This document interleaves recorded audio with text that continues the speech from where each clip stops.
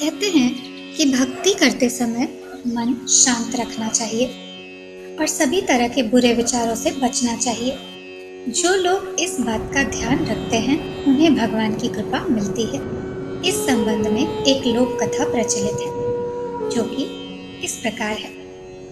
कथा के अनुसार पुराने समय में दो संत एक साथ रहते थे। दोनों की भक्ति का तरीका अलग अलग था।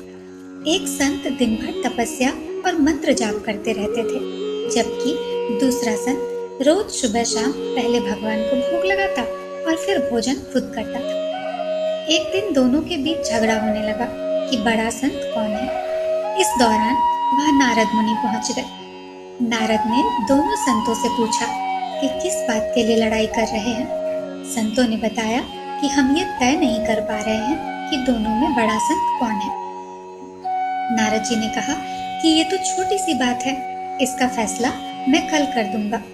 अगले दिन नारद मुनि ने मंदिर में दोनों संतों की जगह के पास एक हीरे की अंगूठी रख दी। पहले तप करने वाला संत वहां पहुंचा।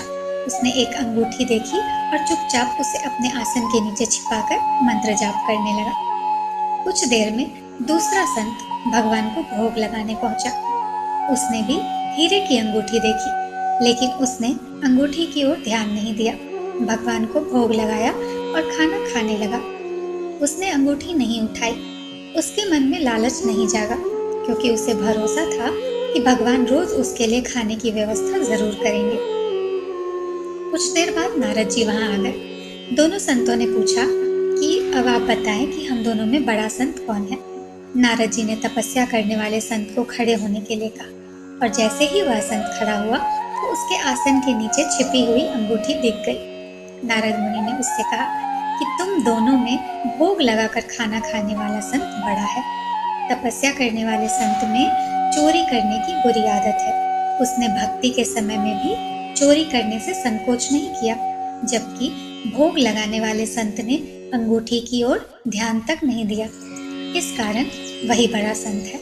दोस्तों, इस प्रसंग से हमें ये सीख मिलती है कि भक्ति तभी सफल होती है जब भक्त के मन में बुरे विचार न हो, भक्त बुरे काम न करता हो। जिस भक्त के विचार पवित्र हैं और जो बुरे कामों से दूर रहता है, सिर्फ उसे ही भगवान की कृपा मिलती है। दोस्तों, आपको ये स्टोरी कैसी लगी हमें कमेंट बॉक्स में जरूर बताइएगा। तब तक के लिए